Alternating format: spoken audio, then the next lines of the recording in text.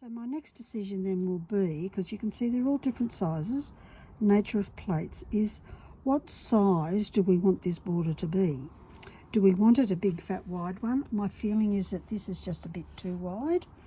So I might want to cut them off so they're like maybe 2 centimetres. Let me go get a measurer to show you that. And of course I'll use a 2 centimetre tile. So then all I need to do is pop it here, hold it together. Ceramic scissors are good for this sort of activity. And there we go. Save those pieces because they might need the border as well. So I think that would be really good. Then once you've gone through and done all of that, line them up and just do your final trimming. I might just give the points, any sharp bits, a little rub with the sanding pad to make sure I don't scratch anything. In preparing our tiles for around the edge, you can pick the right size. So for this border is at 2 centimetres, the 15 mil is good. So I've cut these ones that come on this backing to the size I want, and the leftovers are sticks like this that end up as great stuff for the backgrounds. I'm sort of into stick backgrounds at the moment, and we'll look at how to lay that so it you can avoid your grout rivers and all of that sort of thing, but it makes a nice simple background for crazy paving type activity and vice versa. I have another video called Fast and Easy Edging. It was one of the very first videos I ever made, and it goes through all the detail about how I do it, and I actually haven't changed it since then. These scissors are just not working. Let me go on up here. So I don't need to go over all the detail again, just a couple of pointers as we put this together that I may not have included then because I've learnt them since. So with this point here, and at the beginning of your grout line, add your first tile. So the advantage of this one here, I'm putting these in the middle, is that I don't want a grout river going down there or down there, so I make sure that this is halfway on that one. At this end, then you always put the tile on the other end. We'll do this for the background as well. With these ones, you notice how they've got little, they curve in. There's a reason for that. So when you look sideways, you see it creates a V-shaped pointing upward channel. This is so the grout stays in the grout lines. So when you have straight, perfectly straight edges, the grout line may or may not be as solidly put in, but you can see the grout line is not going to fall out of that little V construction in there. So we start at this end. You can do a squiggly line like that and squish it on, but what that means is that you'll probably have glue creep up on the inside here, or you can just put your dab of glue on the outside and then press it in.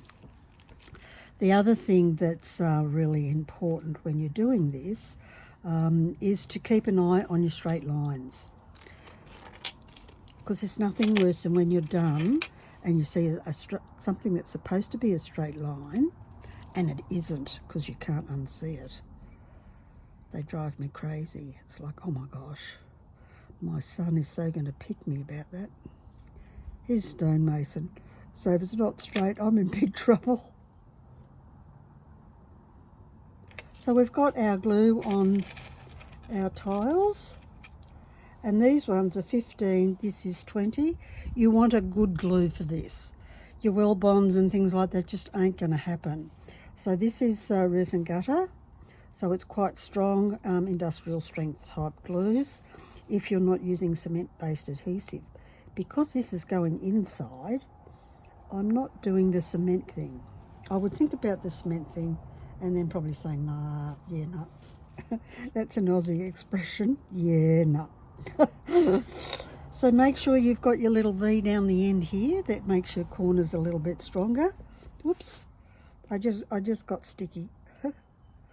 So just press that nice and firmly in so it adheres to that foam.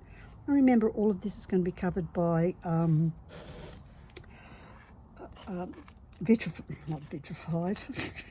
fortified grout. You can see there's sort of a little peck on each other's cheek just in there, so there's room for the grout. They meet well and the line is on the corner. Likewise with the stuff that's overhanging, so you'll have beautiful corners. Make your corners good, the rest can fit in. So I'll finish off all of these and come back to you, and we'll start looking at how to do the frame and then the background. We've gone through the process of cutting the keystone shapes out from our crockery as we did in our video, and then shortening these to 2 centimetres. So if you didn't watch those videos, go back and watch those, because the assumption is that you will have watched those before we do this bit. So we always start with the corners, and as I said before, the corners are really important. So I have one edge on this side up here, and I'm going to put that edge not the same from here. So I'm going across from the corner, bar 1, across from the corner, bar 1. And what we need to do here, because it is a keystone shape, is find your piece that's mostly squarish, because you want a square bit on the end. I've got this one here and I want to make it square. So square with the edge of this tile and this tile. So these are going to, this is going to overlay those. And you can see I just need to take a hair width off the corner just down here.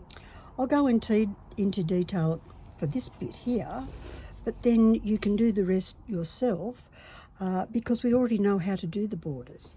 So if we come up to this end, we know that we've got our square here, so we can line it up. And then we turn our keystones upside down, and we'll end up with this nice, I'll call it a bit of rustic frame. The thing I like about crockery is it's not completely formal, I guess. I like more of an informal approach. So you can see how they're making the border quite well. And of course, you now know that if it doesn't fit, you just give it a little bit of a trim up. See, and that just fits perfectly. So now I need to find one that will fit in here.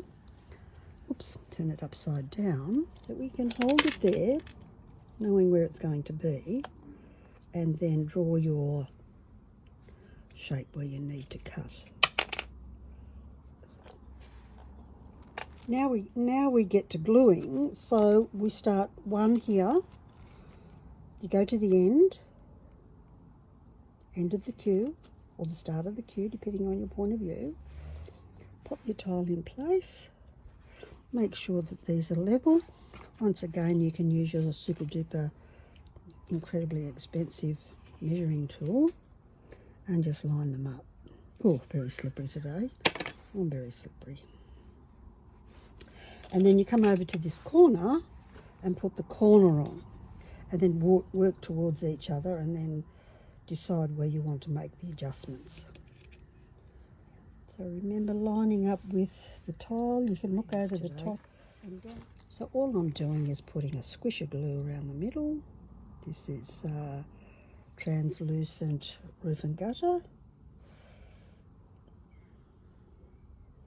Nice to work with because it's not overly slippery dippy. Easy to work with when you want to. Not completely happy with that one, so I'm going to recut it. Never be afraid to redo something, because if you don't fix it up as you're going along and you spot it, it will haunt you. I've had some things haunt me and I've had to put them aside. That's a much better fit. I'm going to slide this one over, and you can see how this edge is not absolutely perfect in terms of alignment. This is how I like it. So it's up to you how much you want to square these off, rough cut, smooth cut. It's up to you as the artist. Now you can see. Then I pop the last one in.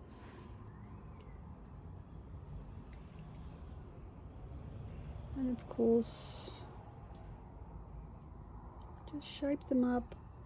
And because I messed about here, I need to mess about here. So I'm going to recut that bit there. And that's a great fit.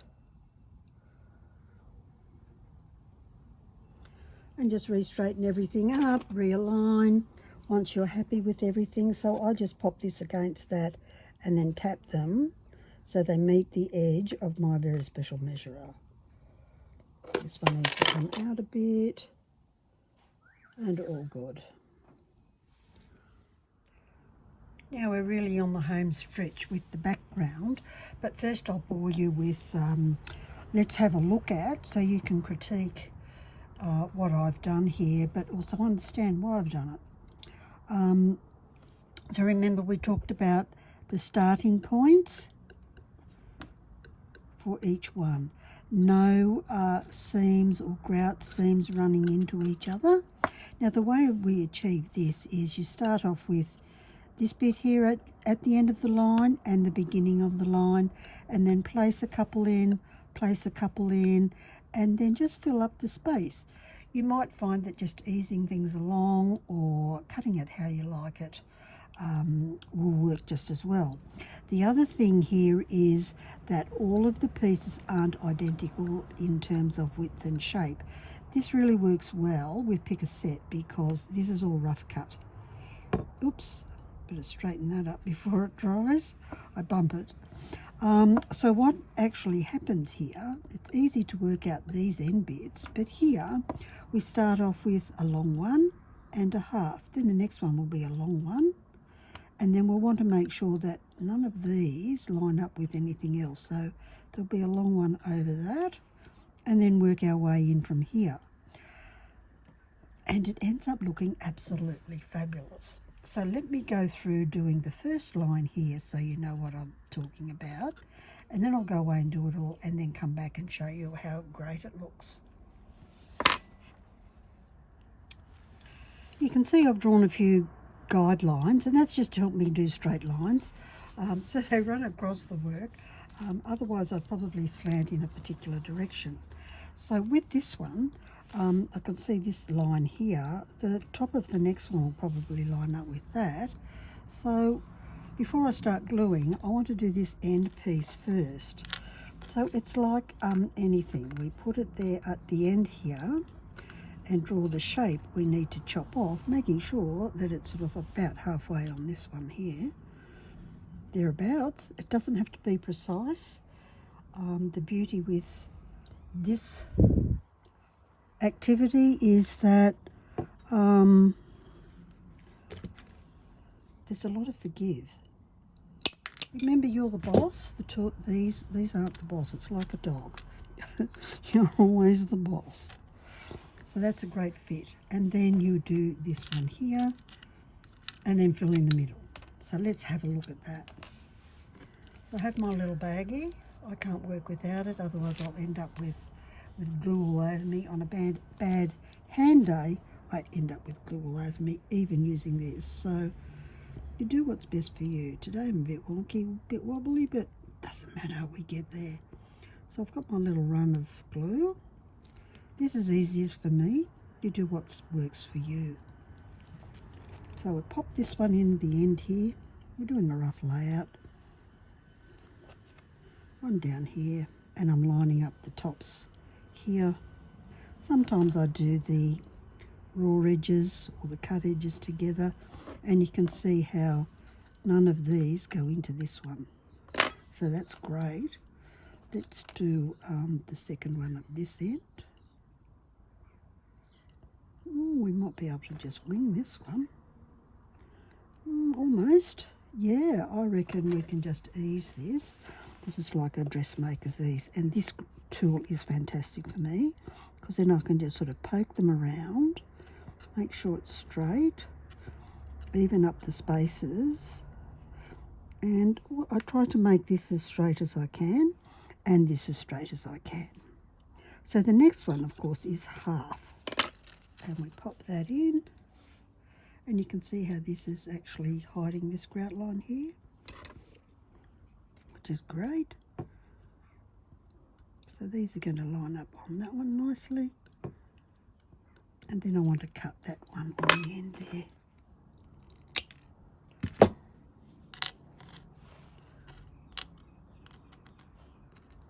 Sorry, excuse my hands. I just need to cut a little bit more off so that that's more of a point. Hopefully you can see it. I've gone in really close. So just imagine you're here looking over my shoulder and going, oh wow, I'm so glad I came to visit you today, so this is great. So then we can stick that one in, do our long ribbon of glue. So we'll see this probably will need a little patch up in the middle.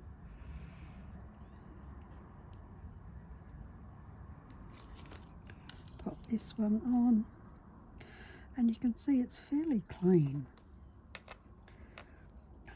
I was hoping to show you how to do a little bit. I'll do another row. I'll keep going till I run out of, I have to put a patch in. No, not a patch, a skinny bit. That's funny.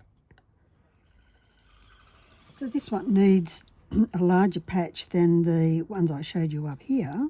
So you can see how I'll just trim that off to fit in there, and then I've got a little bit there should I need to add it to another row. It's as simple as that. So overall, I'm really happy with how this background has turned out, because the colours work of these really old tiles I got from I don't know where, but they're black with a green tinge, which is really weird.